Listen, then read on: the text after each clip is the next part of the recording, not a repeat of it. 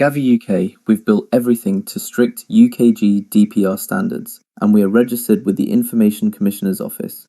We take your data privacy seriously, but we also believe that true community safety comes from empowering you. While we hope you never need them, you'll find report buttons located directly on the group page, the event page, and within the members directory.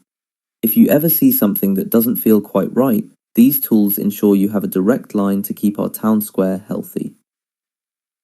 When it comes to connecting, the members directory is your hub. You can message anyone in your group by clicking the button under their avatar. But to keep your inbox clutter-free and secure, we use a contact-first system. Before Joey can chat with Phoebe, he sends a request. Once Phoebe approves it, the conversation opens up.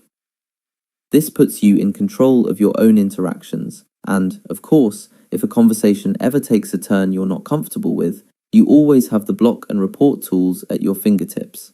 You're always in the driver's seat of your own experience.